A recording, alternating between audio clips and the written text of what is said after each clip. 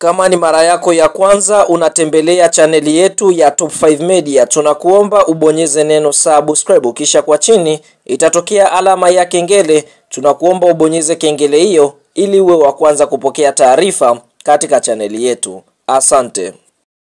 Habari kubwa ya kimichezo ambayo tunakwenda kuiangaza mezani siku ya leo ni kuhusiana na kile ambacho kimeweza kujiri ndani ya klabu ya soka ya Simba Sports Club kuhusiana na uwekezaji ambao umefanyika ndani ya klabu ya soka ya Simba. Kumbukwe kaswasa klabu ya soka ya Simba Sports Club inadhaminiwa na rais wa kwanza Afrika Mashariki, rais namba 12 barani Afrika, rais wa heshima wa klabu ya soka Simba, Mohamed Ghulam Dewji, ambapo Mohamed Ghulam Dewji amechukua 49% ya uwekezaji ndani ya klabu ya soka Simba, huku 51% zikibaki kwa wanachama wa klabu ya soka ya Simba Sports Club. Sasa kwa kile ambacho kimeweza kujiri siku ya leo ndani ya klabu ya soka ya Simba, kwa sasa hakutakiwi kuwa na mwekezaji mmoja, bali kunatakiwa kuwa na wekezaji kuanzia watatu, ambapo wawekezaji yao watagawana hizo asilimia 49 ambapo zipo ndani ya klabu ya soka ya Simba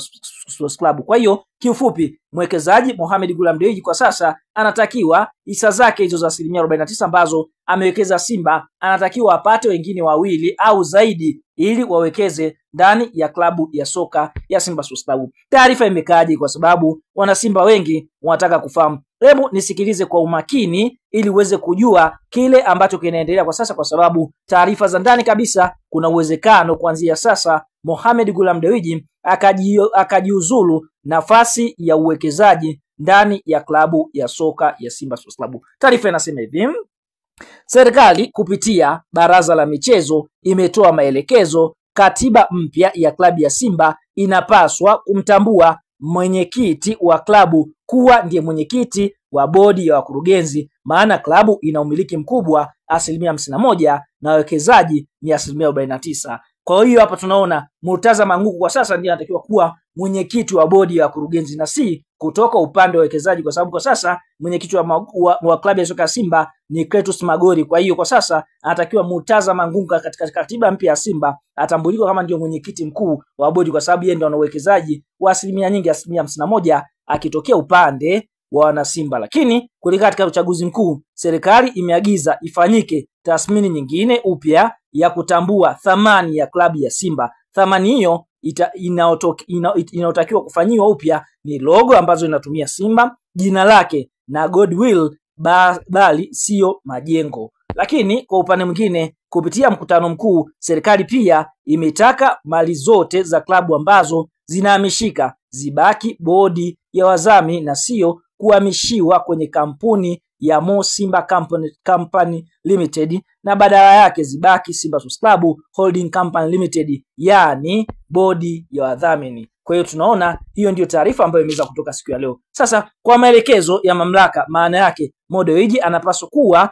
na wawekezaji wenzake angalau kuanzia watatu, wagawane hizo hisa 49%, ambapo mchakato unabidi uwe wa wazi, utangazwe. Kama itoshi, mwenyekiti wa klabu ambaye anatoka upande wa wanachama ndiye atakuwa sauti ya mwisho klabuni, maana anawakilisha 51%. Kwa maana hiyo wawekezaji watakuwa wanamsikiliza chairman ambaye ni mwenyekiti kutokea upande wa klabu ya upande wa mashabiki. Ukitulia kwa utulivu sana na ukinusa kikombe cha kawa, hapo hatakiwi tajiri mmoja tu, bali matajiri wengi, ambapo mchakato utakuwa wazi kwa tochi na kuonekana. Kumbuka pia mali zitafanyiwa tathmini upya, maana yake thamani ya klabu lazima itakuwa juu zaidi. Kwa utulivu sana, naona mpira umerudishwa golini na wanataka uanze kuchezwa upya, na mkutano mkuu unapaswa kubariki maboresho ya rasimu ya katiba mpya, ambayo kwa upande mwingine klabu ya soka ya Simba Sports Club kwa sasa kupitia serikali wametaka wafanye mambo hayo. Kwa hiyo huenda kwa upande mwingine